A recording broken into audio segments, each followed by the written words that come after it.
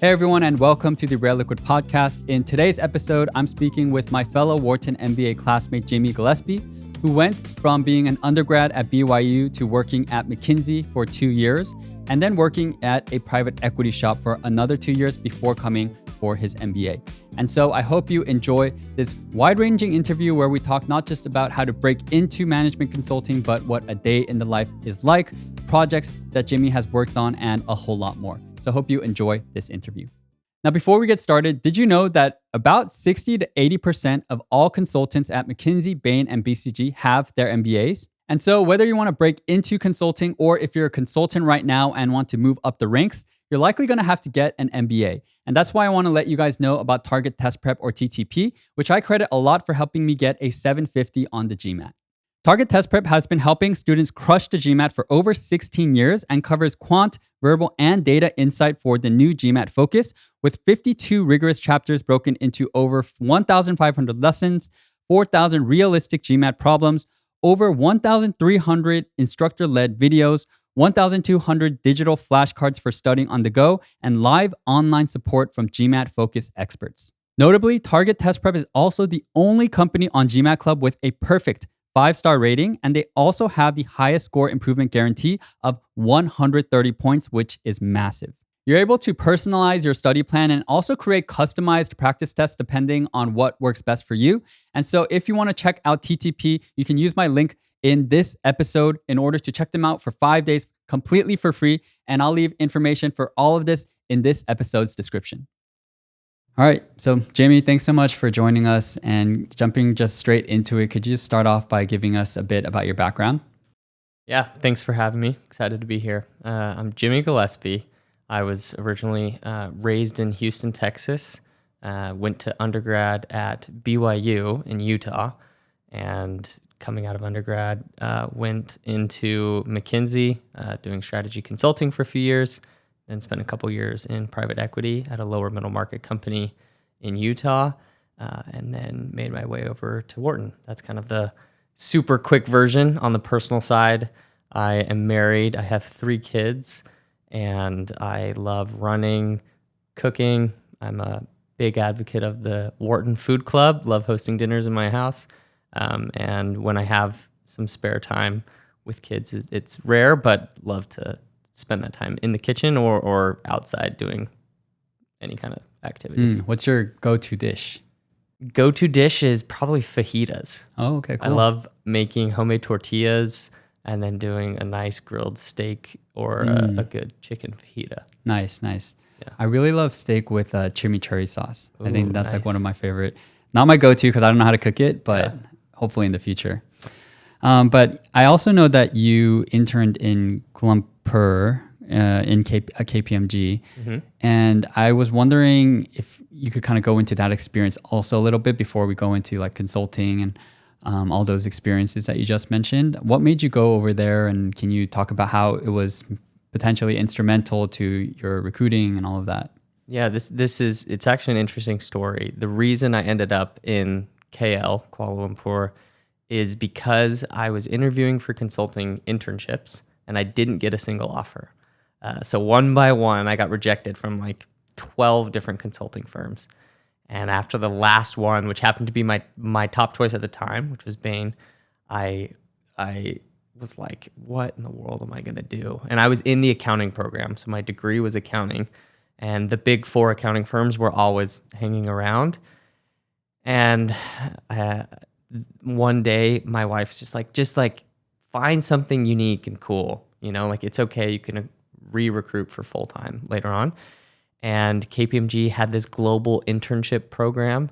And I was like, I don't love accounting, but I love the idea of working internationally. And so I applied to that, was fortunate enough to get accepted into their global program and had a phenomenal experience. So my wife, we actually already had a kid at the time, my son Lincoln. So we went and moved to KL for that month and a half internship.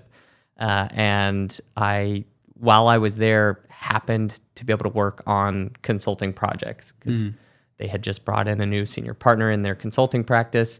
They learned that there was an American there who was interested in consulting.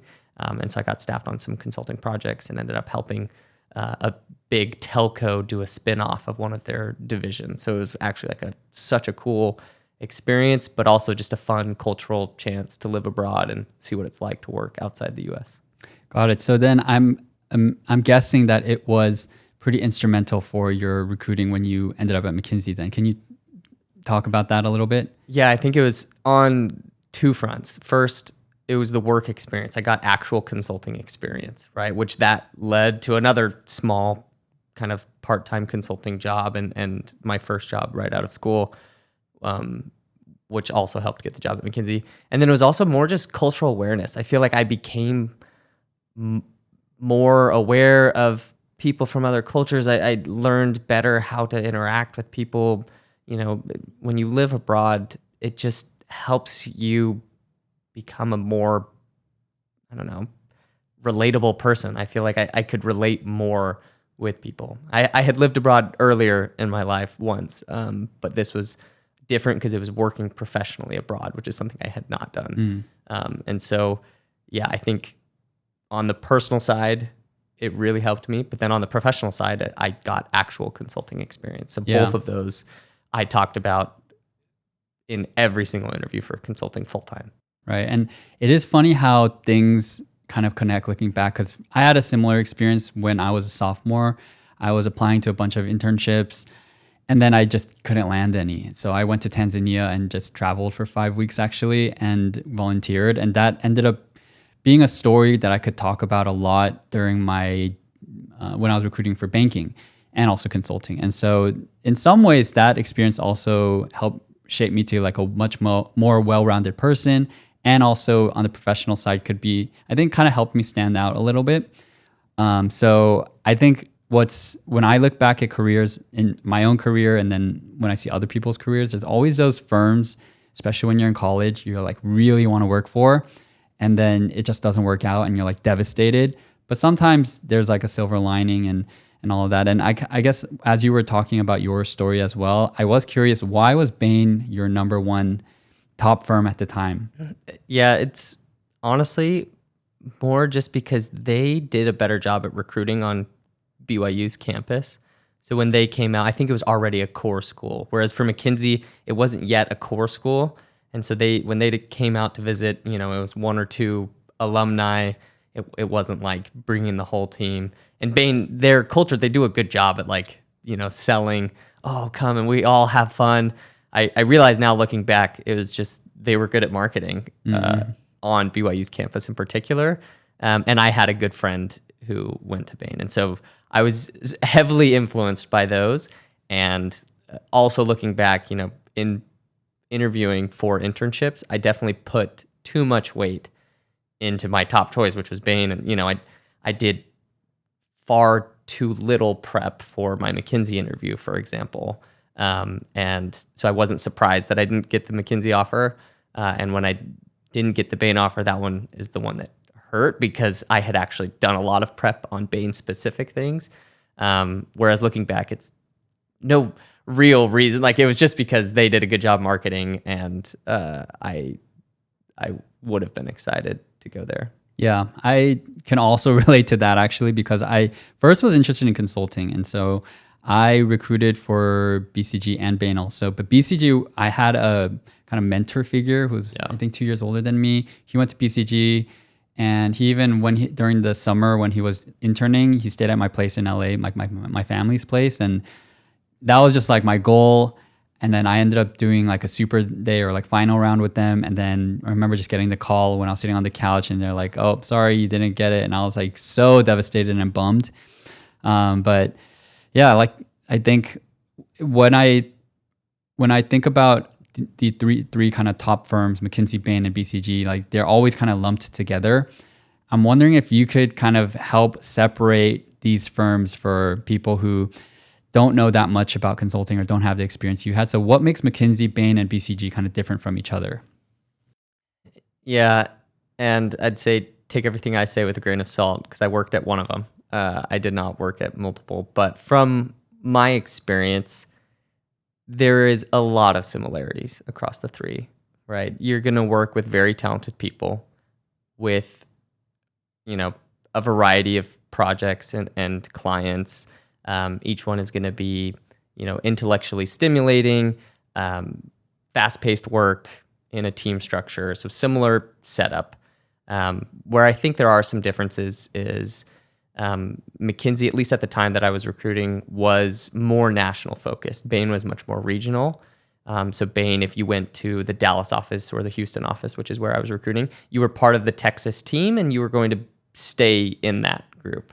When I went to McKinsey, I was in the Cleveland office and worked with people from all over the country. So there was less of a regional. I think since they have started moving a little bit more regional, but there was that opportunity to be staffed across borders. Like the office that you were from mattered far less.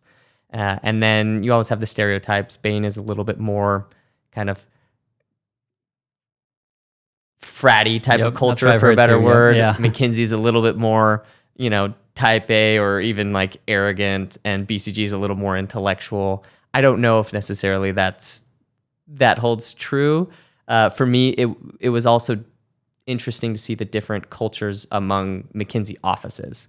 Like it was, that had more of an impact to me than even firm to firm. Like McKinsey Cleveland, I felt like had a similar, smaller office vibe to like a smaller Bain office. Like it was a little bit more friendly, whereas McKinsey Chicago, it's just, there's 1,000 consultants. And so it's just a little bit of a different feel.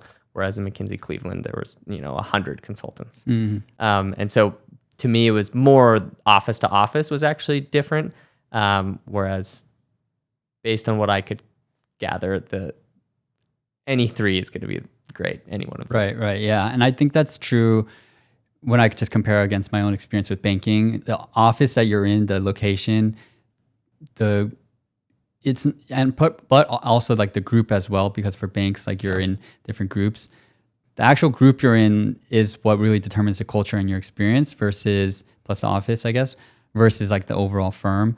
But I'm curious to know why you chose the Cleveland office. Yeah, so Cleveland, a few years back, had a BYU alumni go there. And so there was a partner who was a BYU alumni, and he started kind of hiring one BYU person each year. And so there was this pipeline of BYU candidates going to McKinsey Cleveland. And I was talking with the recruiter after I was rejected from internships. I talked with kind of the main BYU recruiter, and I said, look, I'm open to go anywhere. I don't really care. I just want to work for McKinsey. Which office should I apply for? And they said, you should reach out to Cleveland. There's some good like history of BYU candidates that go there. And so I reached out, talked to them, loved that it was a smaller office, loved that it's kind of a second tier city. People say, at least we're not Detroit. I love that. Just like I love living in Philly. Like it's not New York, but I love that. Like people, you don't move to Cleveland to be in Cleveland. Like you're there for family or because you don't necessarily want to be in a bigger city. And the office reflected that culture as well. It was a little bit more down to earth, I think, and a little more kind of collegial. And so when I met with the people there, I just fell in love with it. And when I flew out for final round interviews, I loved. I went and walked and ran by the Rock and Roll Hall of Fame and like ran along the lake and was like, this is the place. And I just felt so good. And I came home. I was like, I'm going to work there. And I was so excited. So that's kind of what led to it. So you got flown there, you did your final round. When did you get your offer? It was Monday, either Halloween or like the day before Halloween. We were celebrating Halloween that night. So it was, October 30th or 31st. I can't remember. We had this big Halloween party. And I remember that I was with a friend of mine. We both flew out for interviews. And so I was like, I don't know if we'll both get it because two BYU candidates getting the offer in the same place would be, unlikely. And he had just called me and had said, dude, I got the offer. Uh-huh. And so my heart sank. I was like walking in to get something from the grocery store. And because they tell the people who get offers first, right? And he had just told me that. So I was like, I seriously had no doubt in my mind after the interview. I was like, I got this. I was like, I got the job. I did really well in one case. And so for like a full minute and a half, I was just like, oh no. Like it was like all these flashbacks from internship recruiting. Yeah. And I was devastated. But then my phone immediately rang and I was like, oh boy. And so I answered and they told me, and I just like biggest wave of relief ever. And the only thing that compares was when I got into Wharton. It's like similar kind of just wave of relief.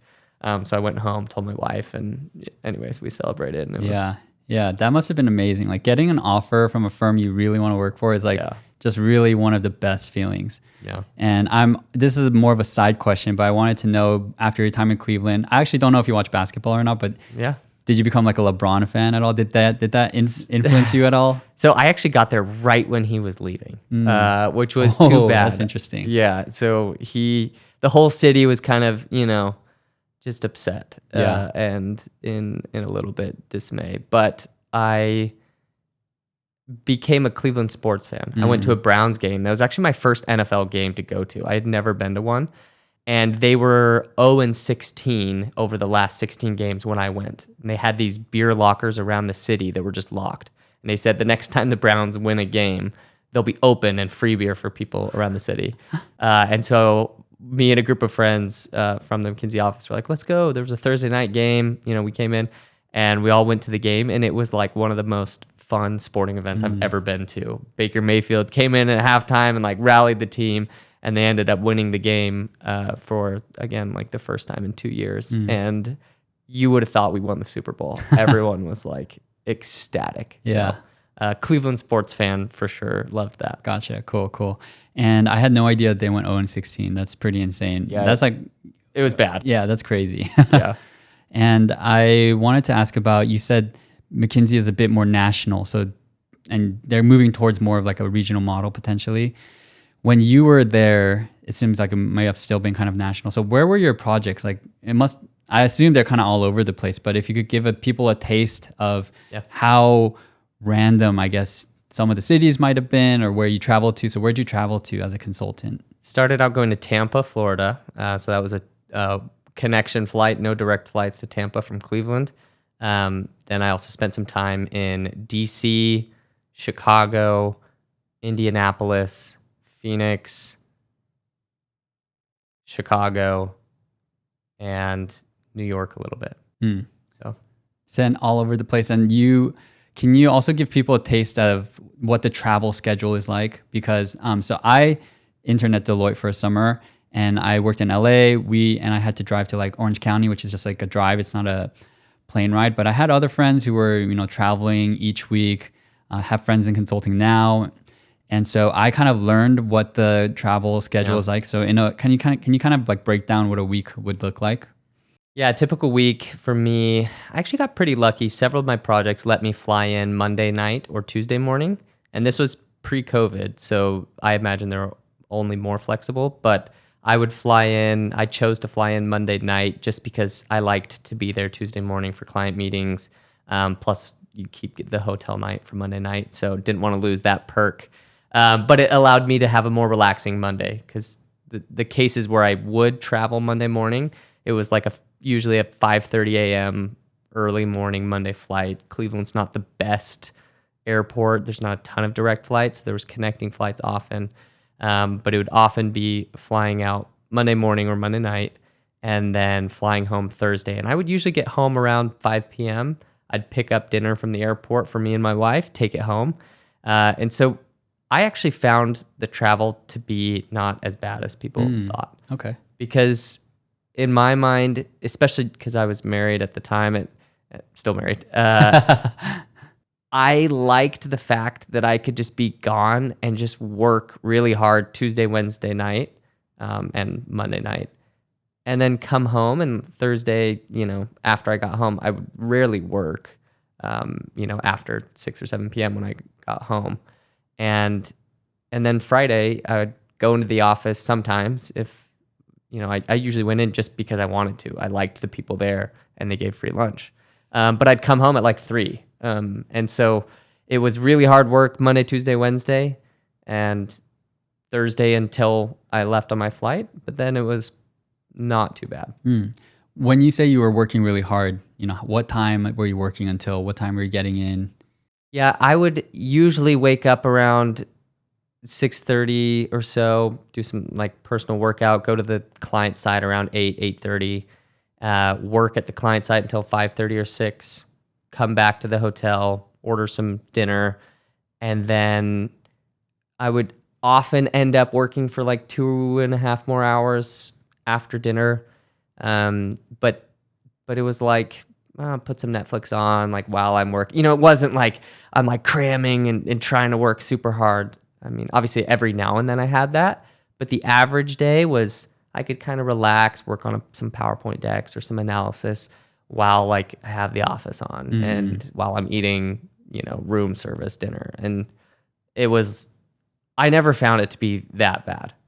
Okay. So that's actually, I hear a lot of mixed reviews in terms of hours and all of that. So I'm wondering, is it that when you were working in the Cleveland office, do you end up only serving kind of like Cleveland partners and maybe they're more chill? Or am I totally wrong with that? And you were serving partners from all over and you just happened to be on projects that were relatively chill? I think it's a function of a couple of things. I worked with partners from all over. Actually, only worked with a Cleveland partner once when I worked for the state of Ohio. I think it's partner dependent partially. It's also just managing your own work. Like if you're able to, the delay send on an email is like a wonderful thing. Where it's like I can finish some analysis, but I don't have to send it like right away, because if I send it right away, then they'll try and get feedback right away. It's like you don't have to send things right away. I love that delay send.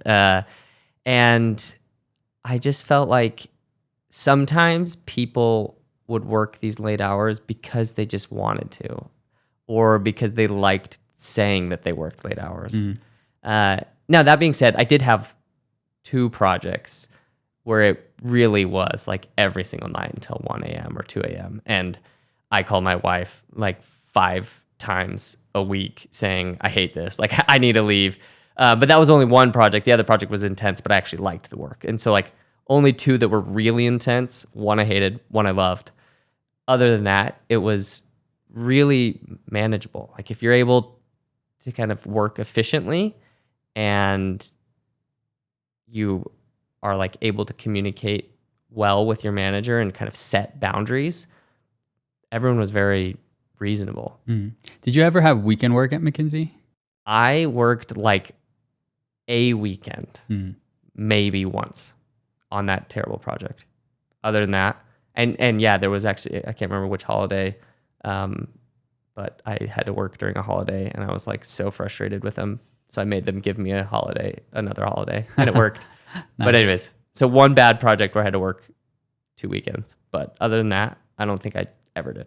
Gotcha. And you kind of talked about this delay send tactic, which I found really like just funny. And I mean, it's true. A lot of times you don't need to send things right away. This is universal. It doesn't matter what industry it is. And I wanted, because there will be a lot of people who are not only interested in consulting, but maybe even becoming a consultant soon. You have this experience of having been a consultant for a few years. Do you have any other tips that come to mind of, these are some things I wish I knew about consulting, and this is how to be a good consultant? Like maybe 2 or 3 tips. Yeah, a couple random tips that come to my mind. The here's what I did today email was a really effective way to not only communicate with the manager, but also like keep myself on track. So at the end of each day or each week, I would do it weekly on every project, sometimes daily. And I would say, here are the key things I got done. Here's what I'm going to do next. And just send that like each night. And it can be a delay send, at 5 p.m. you can write it and have it send at 8 p.m. It was a good way. My managers always appreciated it. It also helped me like make sure I was oriented on my own goals. Plus, in going back and preparing for interviews where I'm using my consulting experience, I loved being able to go back and like look, because I saved them all on my own OneNote. So I'd go back and review it, and it's like, oh yeah, like that's what I did. Because you forget quickly everything that you do. So that's one kind of tip or trick. Another, maybe one more that I'd say on being a consultant would be a little more on the like personal side of things, is set boundaries and set them early on. Mm. I felt like in the beginning I had to like earn the right to say I'm going to talk to my wife every night. And it's like, that's ridiculous. Like set a boundary and say every night from 7 to 8 p.m., I'm going to talk with my wife.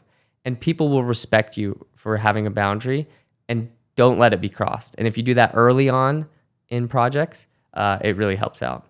How early on? Because I remember when I first entered the workforce, I felt like hearing this now, I don't know if I would be able to set my boundary. And you did say that, after some time, right? So how at what point do you feel like you're able to kind of set those boundaries? Yeah, I feel like I got pretty good at it by like my third project or something. But you should set it the first day or two, or even before you go and join a project, because like you'll talk with the manager ahead of time who's going to staff you, who's going to kind of bring you on, and you want to say like, hey, these are my boundaries. Is are you okay with that? If not, I'll find another project. I think McKinsey did a pretty cool thing where, at least for me, in the first week of every project, like you do kind of team norm setting and boundary setting and this kind of sharing. It's pretty common. We'd often even like share our personality, our MBTI and all of those things.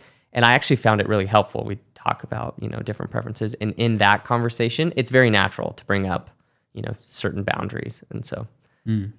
Yeah, got it. And what kind of norms would you guys kind of set? I've actually have heard of some of these things from my consulting friends.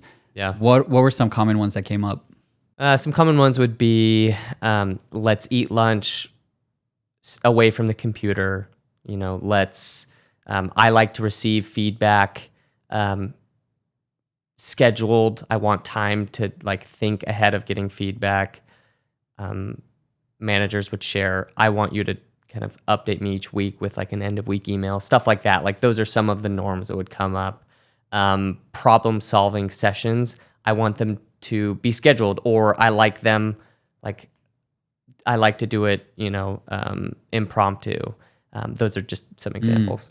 Now that you bring up the problem solving, like I think when people think of consulting, they imagine consultants in a maybe client room. There's like a whiteboard and you guys are like brainstorming and talking about like what to do. Like, can you kind of give us maybe with an example of a project maybe you worked on without using the company name or anything? You can use generalities, but I want to kind of dive in and ask about the problem solving that you guys do on more of like a day-to-day basis. Like, what does that really look like? Yeah, so I'll give one example. Was we were working for the state of Ohio and helping them with a few different initiatives that they had in place. So basically the new governor coming in was like, I have these goals and I want some help executing on them. One of them, for example, was improving state-provided services, from a customer experience point of view. And so it was part of that like day-to-day problem solving was first, like, let's design a survey to go and get data on where do our current services sit? Do customers like it? Like, think the DMV, right? Or BMV, depending on where you live. How do customers feel about it? And across a variety of different things. And so we would literally be on the whiteboard, like, okay, here's some questions that we need to ask. And, and so it'd be like me and a manager, and we'd be just talking like, okay, we need to make sure that we, in the survey, we gather this, this, and this. And then I would go and talk with one of McKinsey's internal customer experience experts, and I'd kind of share the background on the project, and here's the survey that we're designing, and they would give their feedback just from a more broad, like, here's how you measure customer experience.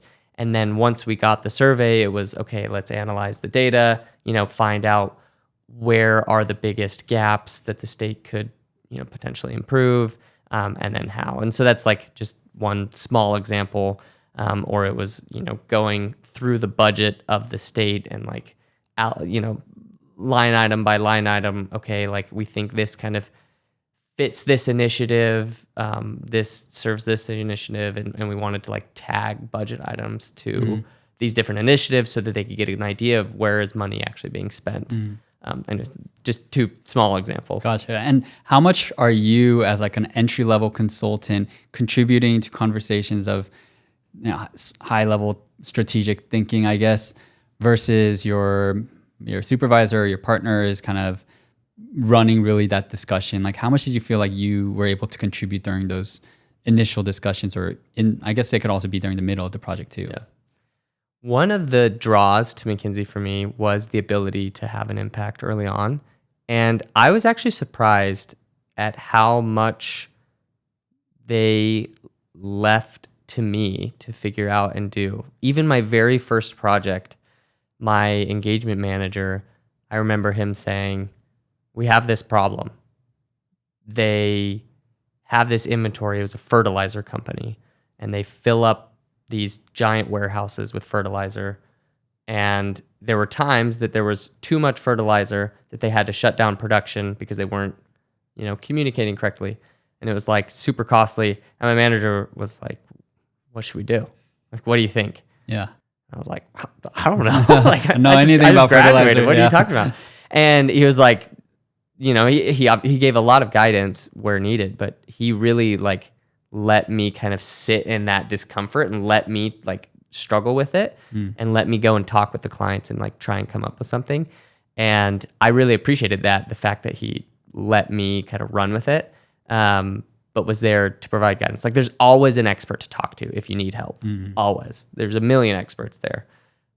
But at the same time, like they will let you solve the problem, especially if you like want that. And so I thought that was actually a really cool experience. Got it. And when I had, this is like a random question that came to mind, but the question is basically, so consultants in general are known to be very, very smart people, very driven. I'm wondering like if there is like one of the smartest things you've seen from a partner, or maybe something you've done yourself where you're like, whoa, that was so smart. I remember we had done a ton of analysis on like this pricing decision, like that related to marketing spend as well, and like all sorts of analysis. And we got to like an end number where it should be like 15% discount or something like that.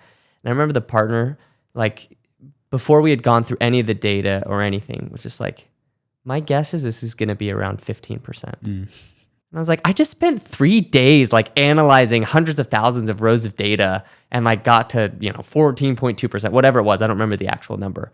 But I just remember sitting back and being like, wow, like they have real intuition for like where things should be. Because he got to the same number that I did, but just based on pattern recognition. Right. And I walked away like that is pretty efficient use of time. Now, obviously, like the data is good and you want to back it up. You don't want to just take what the partner says, at face value. But that was one where I was like kind of blown away. I was like, man, how did you know that? On the note of partners, like when I think about the managing directors who are kind of partner equivalents in banking, they're all extremely charismatic. A lot of them tend to be really funny too. And at the end of the day, for my MDs, they're kind of like sales. They're trying to bring in more projects and deals all the time. And so I was wondering if that was also true for consulting. When you looked at the best of the best partners, were there any attributes that they had that you felt like were consistent amongst them, or were they all kind of unique in their own ways? They definitely all had their quirks, but all of them were really good at top-down communicating the most important things first in a very clear way, and also being able to, I think it's really being able to step back away from the data and think through implications, and so fast. I found myself getting kind of caught in the weeds sometimes, and I would sit down in a problem-solving session with a partner, and they would immediately be like, okay, what are the implications, and then what do we do about it? And so they just that quick ability to drive to like, what are the most important questions that we need to answer, and what does this mean for our client? and communicating that in a concise way. I think across the board, I saw in all partners. When you mentioned kind of this quickness, and I'm actually curious about the pace in consulting as well. Back in banking, for example, emails need to be responded to right away. You might have a deliverable next week and you're just spending all night and day for it. I compare that now to my entrepreneurship life where, I'm directing myself and it's like sometimes I won't do much. Other days I'll really drive something. What's the pace like in consulting? It is on average very fast paced. I do think it depends on each manager and the partner. And there are opportunities to be at a slightly more normal pace. But in general, you move fast because you want to impress the client. You want to deliver more than what you promised earlier than you promised, or else they're going to be slightly disappointed, right? Like you're a client-facing business. You need to over-deliver. Right. Or else you don't get repeat clients. Right. And did you work for so what I want to get at is things that you may not have enjoyed about consulting. So it could be like a really tough client, but I think for the most part, consulting is a little bit glamorized, especially when you are just a student, you want to go into the industry, and there's, of course, a ton to get out of a consulting job. But what were the toughest parts of consulting for you? For me, the hardest part was definitely working a lot on a certain deliverable, like some strategy presentation, for example, handing it off to the client and knowing they might not do anything with this. Like this might just be 6 weeks of my life wasted. So not controlling the actual actions taken was hard for me. And that's eventually what led to me leaving. That's the primary reason.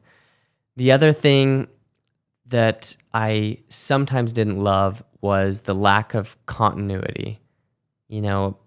On a similar vein, jumping from team to team, you're learning a lot and it increases the learning curve, but there is some real kind of value to working with the same team over a long period of time. When you start to actually learn how to work together, then in McKinsey, then you're done and then you switch up the team.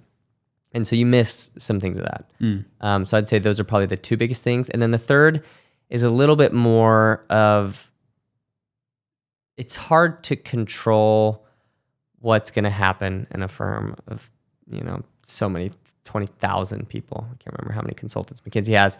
But at the time that I was considering leaving, a lot of these New York Times articles were coming out about, McKinsey helped with, Purdue Pharma or did this thing in China, and things that, you just feel a little bit like, come on, you're McKinsey, you should have known to not help turbocharge opioid sales, for example. And in my experience, 98% of the people at McKinsey were phenomenal. I really enjoyed working with them.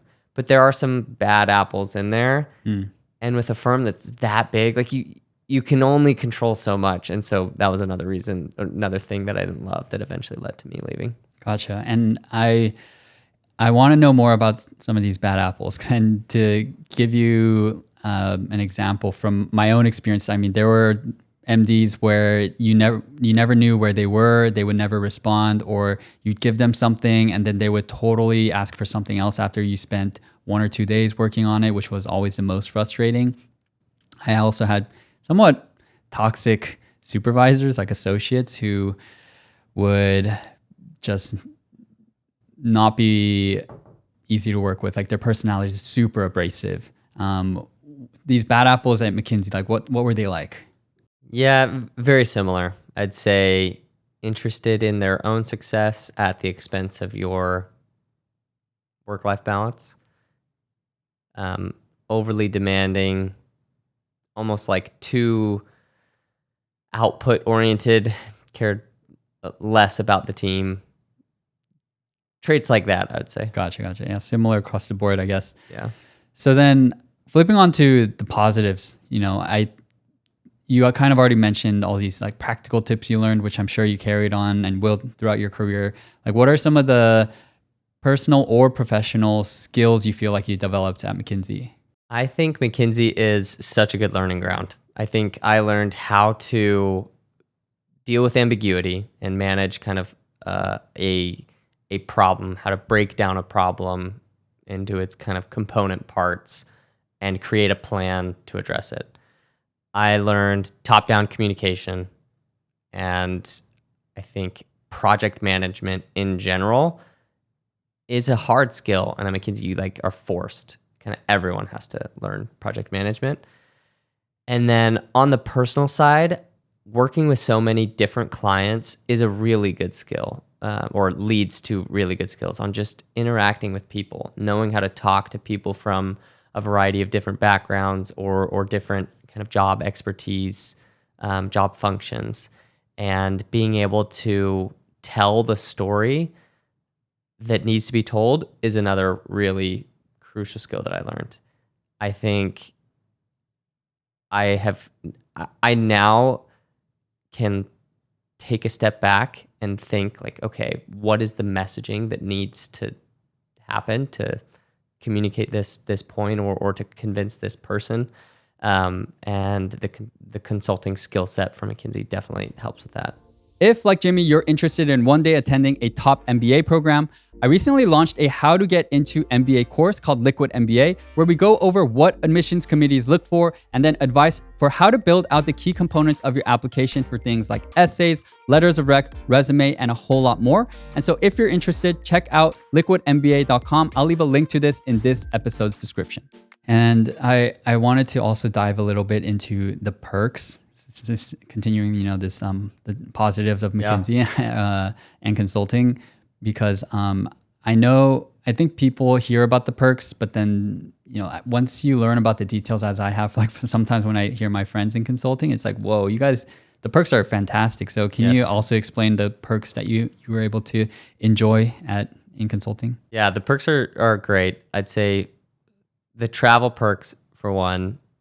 There was a time when I was flying from Phoenix to Indianapolis on Southwest, and I would earn, because it was a long enough flight, I could book a business class Southwest ticket, and it was still cheap, but I would earn something like 15 to 20,000 Southwest points a week. And I had earned Companion Pass, and that was enough to fly me and my wife for free round trip to Hawaii every single week. So it blew my mind. And then the hotel points were amazing. I ended with over 1 million Marriott points, and I'm still somehow a platinum elite, right? And it's been years since I've done consulting. And so the flight points, the hotel points are amazing. The health insurance is unbeatable. You pay $0 and they cover everything. Plus they pay out of pocket for prescription sunglasses every year, for example. There are things that are amazing. Paternity leave is phenomenal. You have beach time. You get a good amount of PTO, enough time to really take off. Plus they help kind of give office holidays throughout, and not having Fridays. I'd say those are the main perks. You get free lunch every Friday. You get free meals throughout the whole week, right? Monday through Thursday. And not just free meal, you get to eat whatever you want. The budget for food for me was, I would struggle to hit it. Now, I wasn't going to nice steakhouses every night, but I could order a room service amazing meal from the Ritz or from the JW 3 times a week. I would go and get this salmon dish from the JW in Indianapolis. Was amazing. And I would, it's $50 or something, but it's every, right, twice a week. So the food, the flights, the hotel, and the health insurance, those things are just amazing. Yeah, and especially right after college, being able to expense these meals. I've only had a slight taste of it at Deloitte. I think for when we were traveling, we had, I forget if it was 35 or $50. I think it was $50, which was really good for me, especially back then. And now that we've kind of buttered people up for, the great things about consulting, I wanted to ask if you could provide some advice for those who want to break into consulting. Yeah. What are some of the resources that were most helpful for you?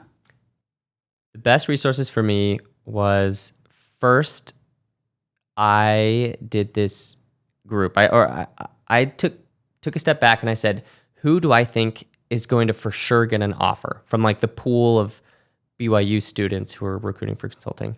And there's this girl named Rachel and this guy named Alex. And I was like, these two are going to be the best. Like, I know they'll get an offer. And so we set up this weekly group. Actually, I think we met twice a week. And we would just sit down and like structure together. We would just do structuring problems. We'd say, okay, here's whatever business situation, like go. And I would be giving it. And then the other two, or actually like all three of us would like write a structure, right? That initial kind of case prompt. And then we would share it. We would just go around and like take turns.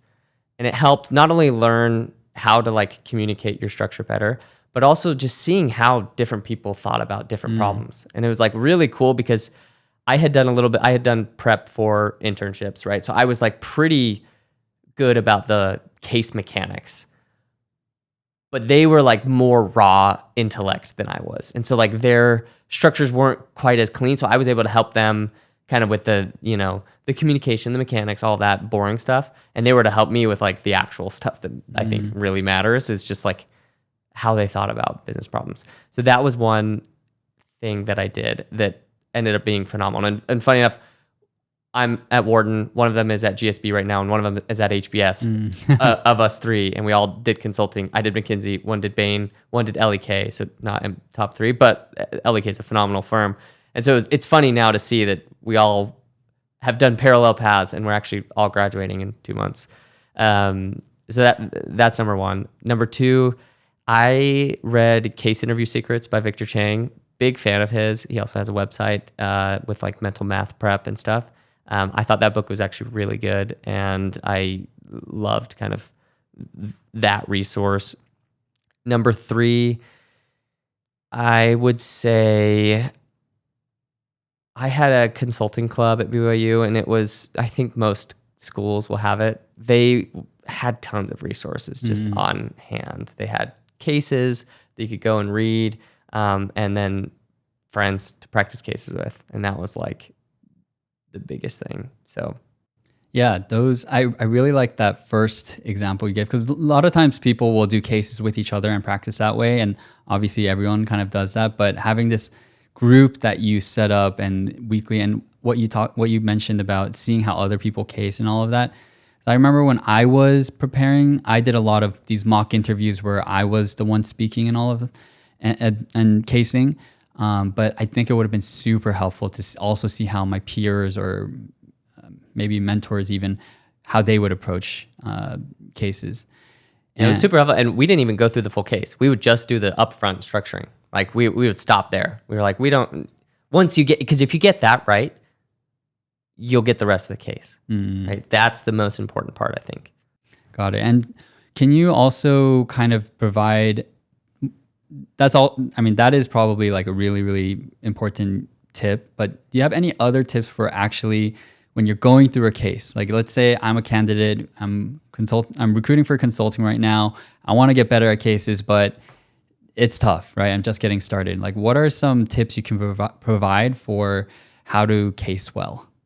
That's a great question. I think the biggest thing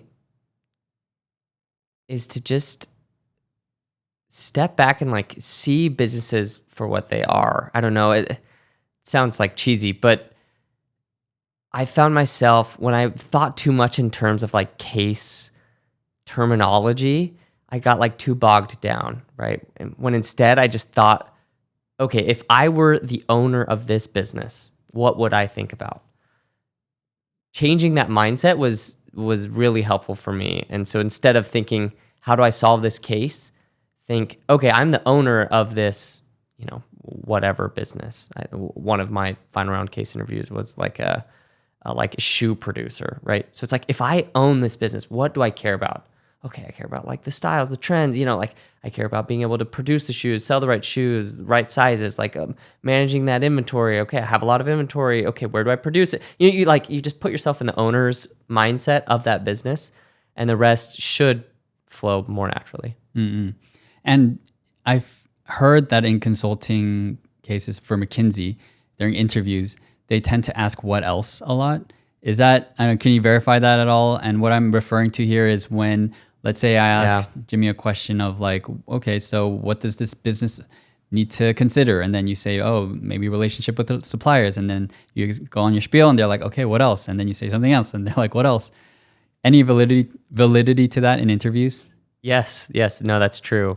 I interviewed for McKinsey. So I was as an interviewer candidates.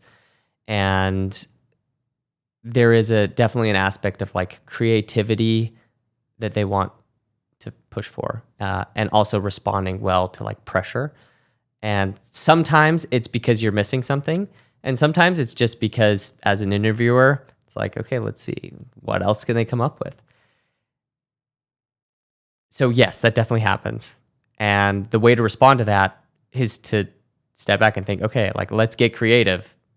Let's not just do the 4 Ps or whatever, like the canned framework that you have memorized. It's all right, let's get creative and think, okay, just what else could actually matter?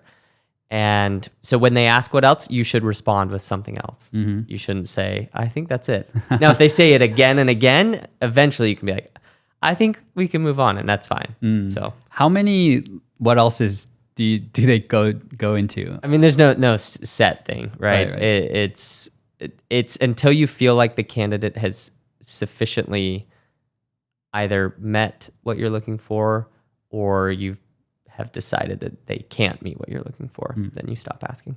Got it. And you recruited for the top 3 firms. Well, actually, I know that there are some differences. Can you talk about the differences between the McKinsey, Bain, BCG, and their interview processes? Yeah, McKinsey has their personal experience interview, which is a big part of it, PEI, which really just goes deep on a story or two from your life. And that's just different from any other interview I've had. I found that preparing for that was a really, it pushes you to think deeply about your experience. And so when you tell that story, like you want to tell it like it's an actual story. Like if this were a movie, what would it be? You don't want to oversell things, but you want to use the name of the person and make it meaningful and emotional. And so that part of the interview, I don't remember having anywhere else. Like at Bain, it's kind of just the case. And then behavioral is a little more like your traditional behavioral.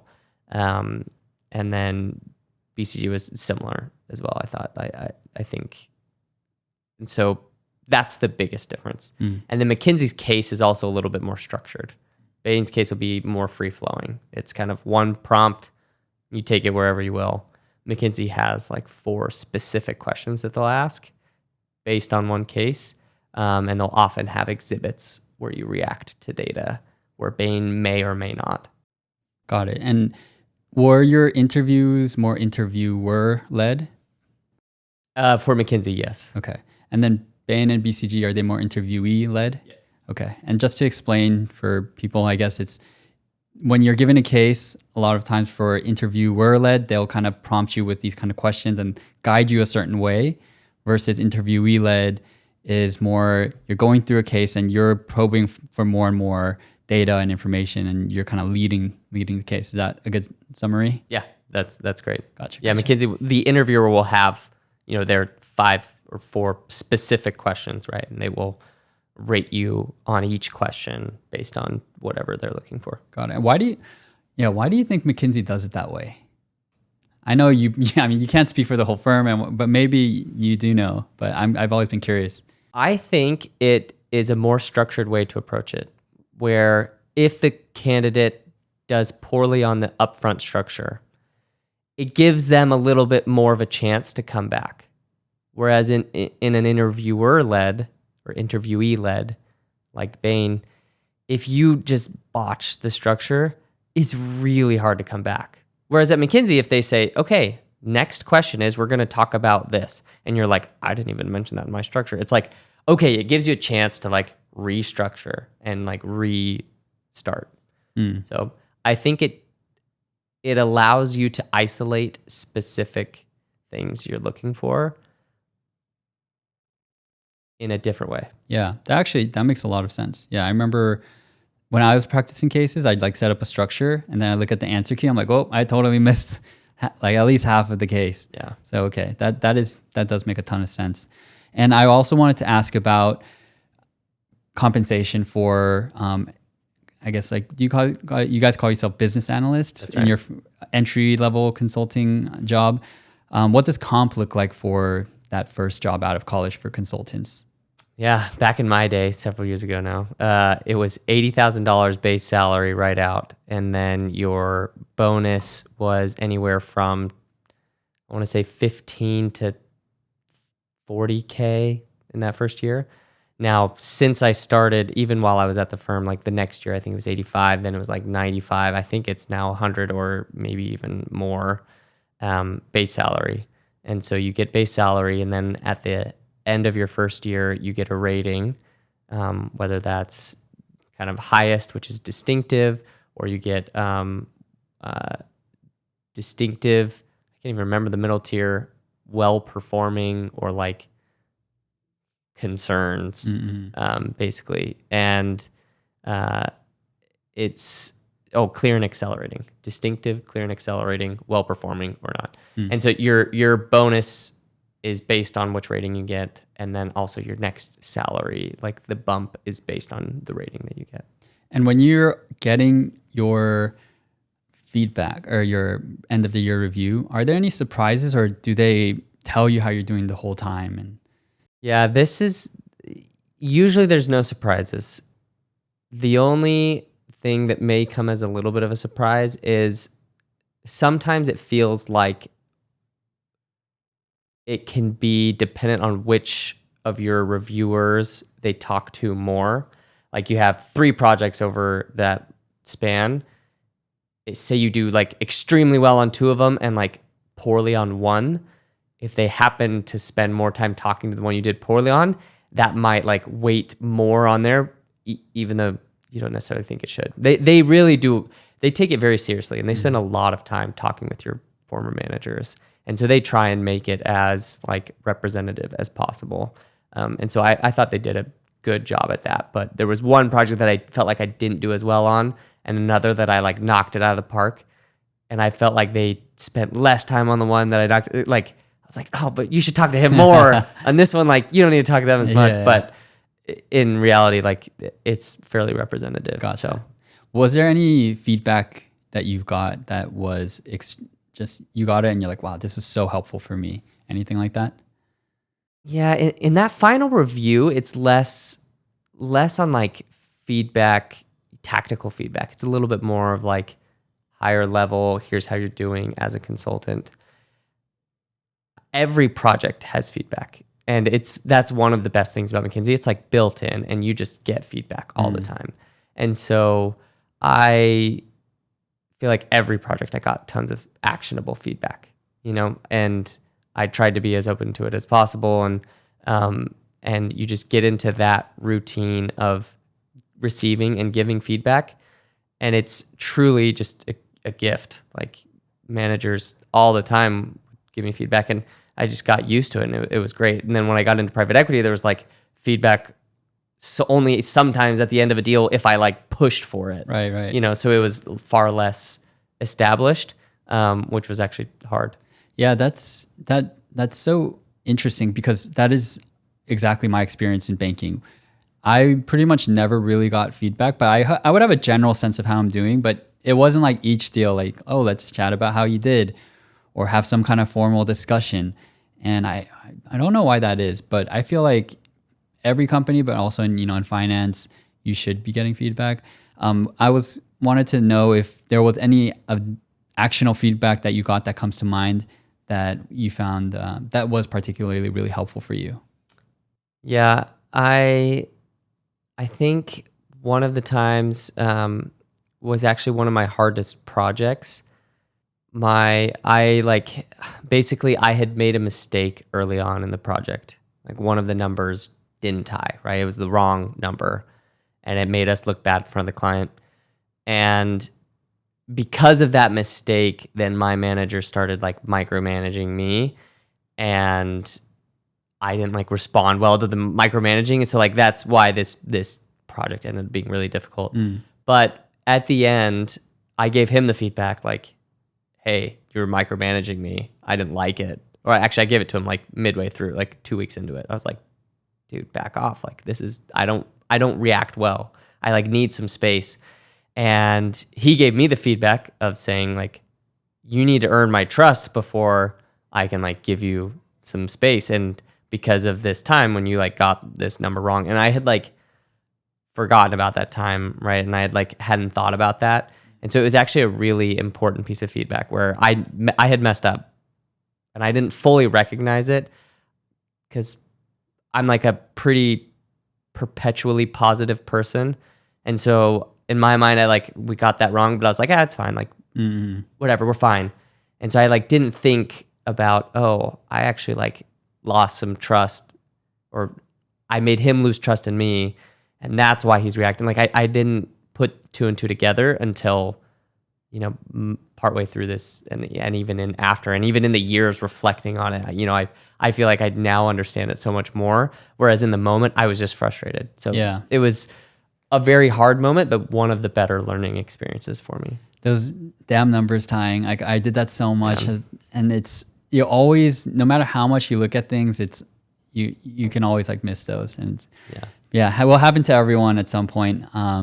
And you also mentioned that you shifted over to private equity. Like, what made you decide to shift to PE after consulting? The first time I started thinking about leaving McKinsey was when those New York Times articles started coming out. I was like, I don't know if I want to stay here. Like it made me start wondering. And then I had a couple really close friends. This is kind of a theme throughout my life. When there's someone that I look up to and they make a certain decision, I think there's a reason why they're making it. So I had two, people that I really looked up to, and both of them left McKinsey to go into private equity. And I was like, oh man, if they're doing that, like I should really think about it. And that was really what started it. And then one of my friends was interviewing in private equity, and he had an offer from two different companies. And he's like, I don't know which one to choose. I really like both of them. He had a relationship with one like from before. So he's like, I'm going to go with this one. And he just said, hey, you should reach out to this company. Like they're hiring. I know they have a spot because they just gave me an offer. And I would choose them if I didn't have this prior relationship. So you should reach out. So I did. And that quickly became an interview and quickly became an offer. And it was like, that's the only one that I actually interviewed with. And this was about a year out. So 1 year into McKinsey, 1 year into before leaving. And I was still having a great experience. Like that hard project of mine, I hadn't had it yet. And so I was like, man, I'm like loving it. I enjoy McKinsey. Like, do I really want to leave? But so many people were like, you're going to want to leave eventually, it's not super sustainable. And then when that hard project hit, I was like, oh man, I'm so glad there's a light at the end of the tunnel. And that was Got it. And how was your transition from consulting to PE? And were you on the operations side a bit more or on the investor side? Can you talk about that transition? Yeah, I went to a lower middle market firm where you do a little bit of operations, but you're on the deal team making investment decisions, right? There's 4 partners. There were 2 or 3 mid-level, and then 4 to 6 associates, depending on any time. So a smaller firm. And the transition was pretty seamless. There was a lot of overlap in work done as a consultant. I had some heavier analytics projects while at McKinsey, partly because I wanted to, and like I owned the model on several kind of deep diligences. And so I felt like the skills really did translate over. The communication, the deck building, and the problem solving from that aspect were so relatable. And the financial modeling side was like pretty easy to learn. I thought it was, I had already done enough modeling in general, like Excel analysis, that making it into an LBO model was not a hard step for me. And how did you learn? Was it on the job, or did you just look at previous LBO models built that other associates had built? Like, how did you pick up those financial modeling skills as you were working in PE? Yeah, the PE firm had me go through a Wall Street, some training course. And then on the job, it was, we had a template and it was just like, okay, let me play around with this template. And, it's like a couple days and then I'm like, yeah, I got it. I get it. Gotcha. And then for the actual the interview process for this firm, what was that like? How many people did you speak with and how many rounds was it? Yeah, it was quick. So it was first just kind of a phone screen interview with one of the VPs. Then I can't remember if I had maybe one more phone screen, but then I flew out for a super day and met with one VP and the 4 partners. 2 VPs and the 4 partners.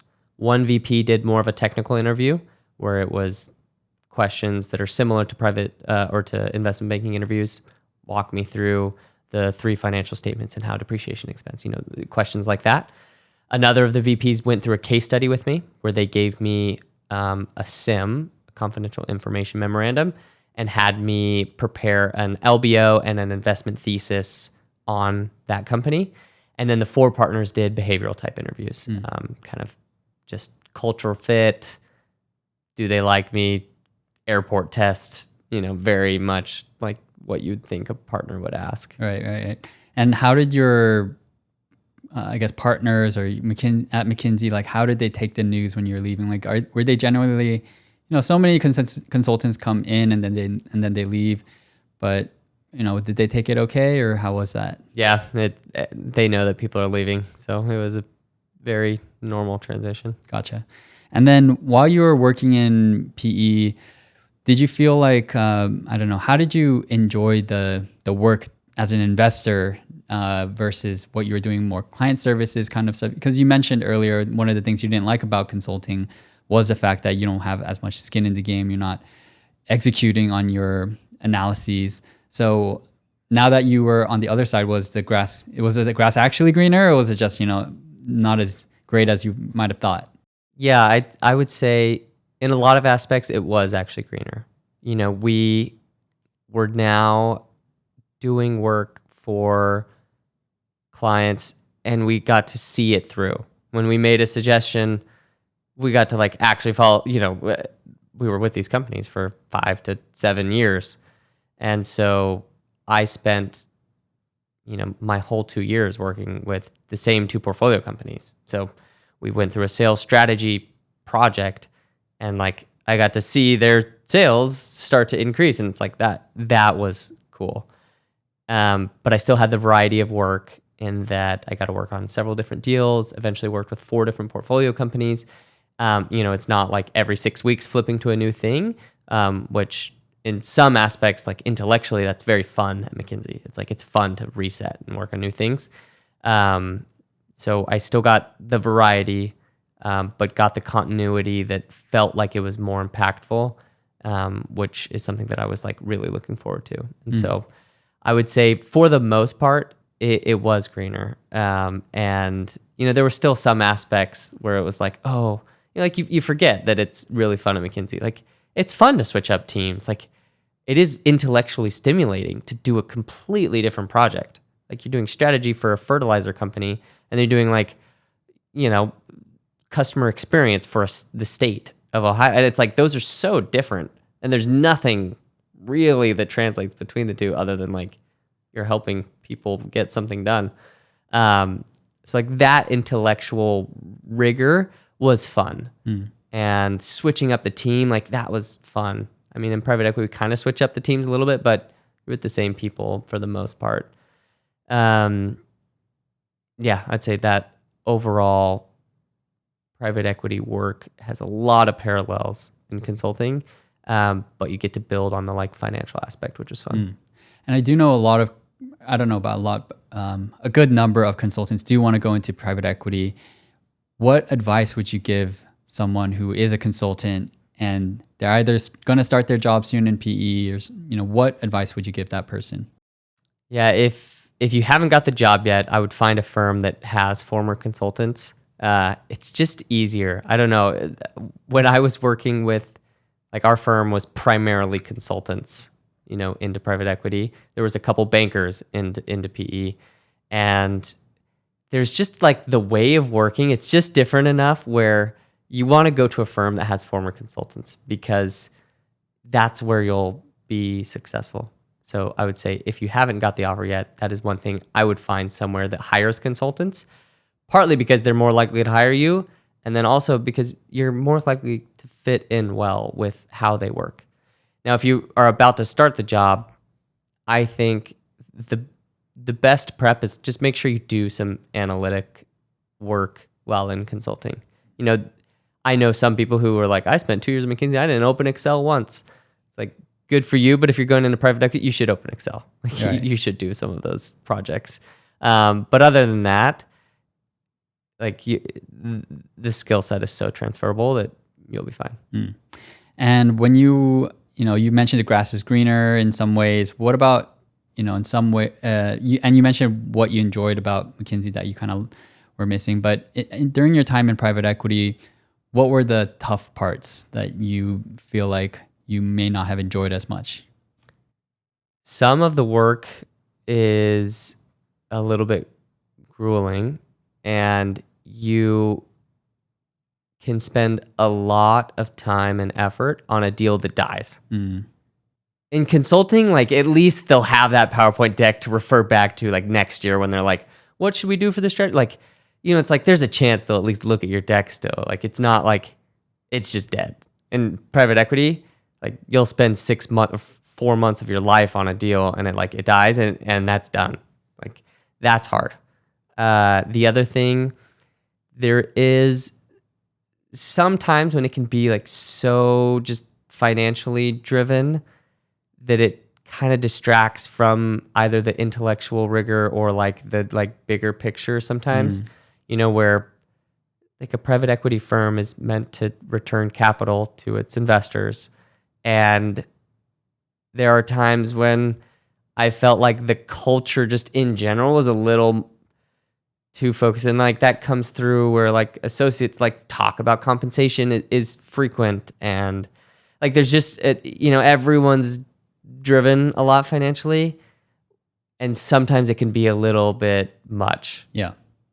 So I would say those two things are harder. That makes sense. And I have comments on both of those actually, because one time, I forget for why, but for one of our deals, McKinsey was the consultants for that deal. And then we were sent the deck from McKinsey and we were referring to it and we were looking at the industry numbers and all of that. Yeah, it was actually very helpful. Yeah.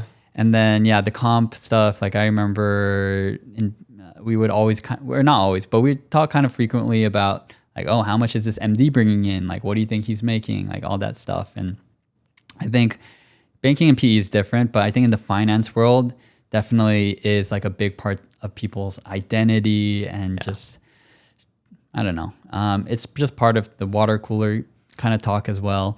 But, I also wanted to understand, after having worked in consulting and private equity, two fields that a lot of people want to go into after MBA, what made you want to decide to get an MBA? Yeah, that was actually a hard decision. While I was in private equity, I thought, I don't really want to do an MBA. Like, I feel like, McKinsey was my MBA. Like, I went and learned tons, and now I'm in private equity. I don't necessarily need to. And again, that similar theme. I had a couple really good friends of mine that I looked up to that I view as mentors, and they were applying to MBA programs and, out of similar career paths as me. I was like, okay, they're doing it. Like, there's probably something there. And I saw in these management team meetings, like some of the partners at my firm who had an MBA, and I saw that they really did develop some good skills, right? Like there were two VPs actually. One didn't get an MBA, one did. And I could see there are some soft skills that you can learn in an MBA, or like the network. Like one time we had some random question about advertising, and the guy who had an MBA, he was like, oh yeah, I have a friend who works in like this digital advertising company. It was just like so random. And obviously you can build a network in other ways, but it was like, okay, that network would be valuable. Those soft skills, I actually want to learn. And I was also like, we loved our life experience going and living in Cleveland for 2 years. Like, let's go and live somewhere else random for 2 years and like take a 2-year life break. And then the fourth thing was I wasn't like absolutely loving my work in private equity. I really enjoyed it. I was like, I don't know if this is my forever calling in life. And MBA program is a great time to like step back and think about it. And so because of all of those reasons, the desire to build some more soft skills, to build a network, to have a fun life experience, and to like think about my life and where I'm going, it's like overall, let's apply. Yeah. I do think the network part that's such a great example, because I think about all the people I've met, all the different industries they come from. And I think about when I was working in San Francisco, like my entire network was bankers, consultants, tech people. That was pretty much it. And when I started my companies and I needed connections to different industries, like I really had to hustle and try to make them. But now I think you're like, if not one person away, then maybe two people away from the right connection here and there. So I think over time that'll prove more and more valuable. And I'm wondering, now that you have had this time to go through the MBA, most of the MBA experience, since we're graduating pretty soon, what's next for you after school? I am in the middle of fundraising for a search fund. And what a search fund is I'm going to raise enough money from investors to give myself 2 years of time where I can go and search for a business to buy. And once I buy that business, I'll step in as CEO and run it. And the like trade in return is I get some ownership of that company that the investors kind of grant me. And yeah.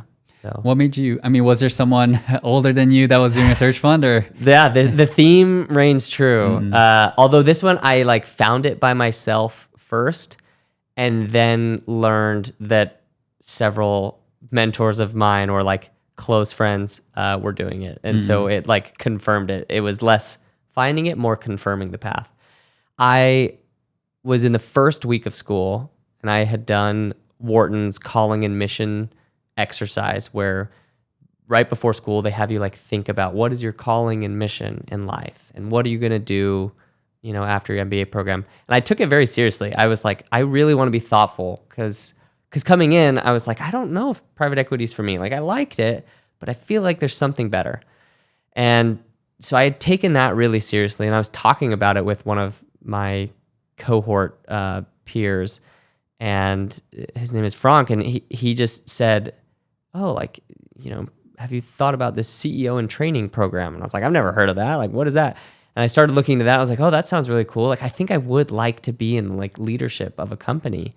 And so I started doing some research there, and that like led to me meeting some people in the entrepreneurship through acquisition club, which then led to me like learning about search funds. And the more I learned about it, the more that I like got excited. And then I found an internship for a search fund acquired company with a search fund investor.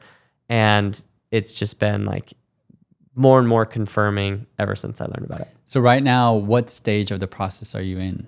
I have 3 investors committed, and the 3 biggest investors on my cap table, I have sent out, there's like a document that you make called a PPM, a private placement memorandum, basically outlines like, here's why I'm going to search, here's why you should invest in me. And so I have sent it to a select number of people who are going to kind of fill out the rest of my cap table and be the like last of my investors. And so I'm having those conversations right now and getting a gauge like, okay, how much do you want to invest and how much do I want to have you? Got it. So then after that, then you find a company, you buy them, basically operate it, grow its EBITDA revenue, then hopefully try to sell it to a strategic acquirer or like private equity firm, or either one. Okay. Yep. And then since you have the equity, then you just reap the benefits. And this is very much it's very unstructured, I would assume. Yes. Versus especially if coming from consulting and private equity. I think about my own experience going from banking to entrepreneurship and how I had to deal with so much uncertainty and no one telling me what to do and me being my own boss for better or for worse. How do you feel about that uncertainty? Are you okay with it? Or like how you dealing with that? I'm so excited for it. I think the background in consulting and private equity has given me such a good base of skills that I feel confident that I can handle it. You know, if I can't, I know who to talk to, part of this Wharton network, so that I can learn how to handle it, you know. So I am really excited. I'm excited to set my own schedule, to be my own boss, and to work with a very talented group of investors, right? I'll have the really smart people to help me and guide me, but at the same time, like it's on me. And, you know, it's kind of exciting to say, like, I have a material impact. I am the driver of my future success. Yeah. Well, I will definitely be keeping in touch and seeing how that goes. I'm always excited for people to, when they're taking more of like that entrepreneurial spirit and doing something that's very uncertain, because you just never know how things will turn out, you know?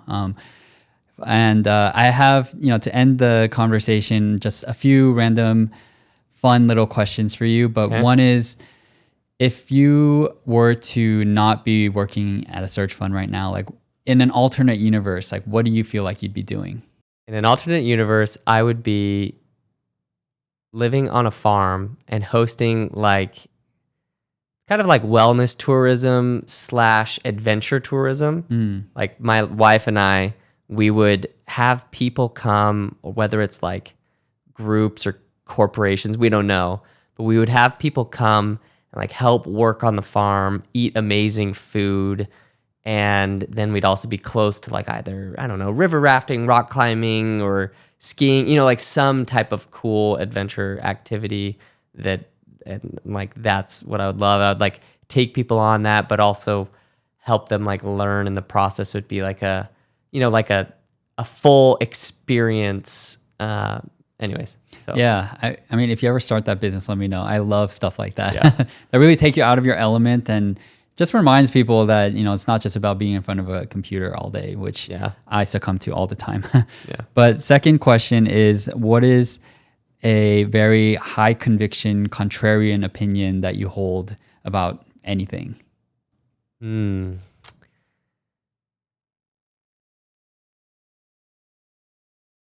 I would say you should not eat after 7:30 p.m. I think the quality of calories that you consume after 7:30 p.m.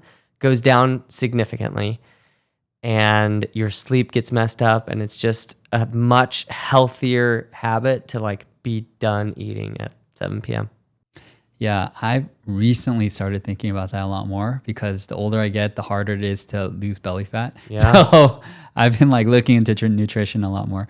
Last question I have for you is kind of like a catch-all question. So if you were able to go back in time, talk to your 20-year-old self, what kind of advice would you give younger Jimmy, either personal and or professional? I would say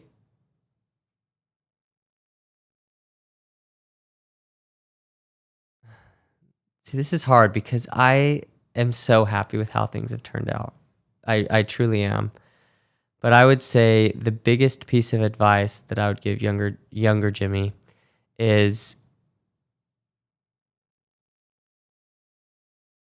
just, I'd say, be grateful for where you are and look for ways to build others up. Because I am so lucky, like to be here, to be at Wharton, to have gotten the jobs that I got. Like I know that it's not just skill. Like it is so much luck, and I think there are times when I forget that, or I get like stressed with my, you know, first class problems, and it's like first world problems, and I just need to like look and see others and help them. Anyways. Yeah. Well, I think that's a great note to end the conversation on, and something that I always try to think about as well. So thanks so much for your time, Jimmy. I know you have a lot of things to do, and so with your kids and also MBA and your search fund. So appreciate the time. Oh, of course. Thanks for having me. All right, so that wraps up this episode. I hope you guys all enjoyed and learned a lot about the consulting industry. Hopefully, if you're trying to break into consulting, you got a lot of tips from him and learned what life is like working at McKinsey. I certainly also really enjoyed learning about his future plans and how he plans to take more of a risk and work on that search fund. So I'm really looking forward to seeing where that goes. So with that said, thank you guys all so much for tuning into this episode. As always, hope to catch you all in the next one. Thanks, guys, and peace out.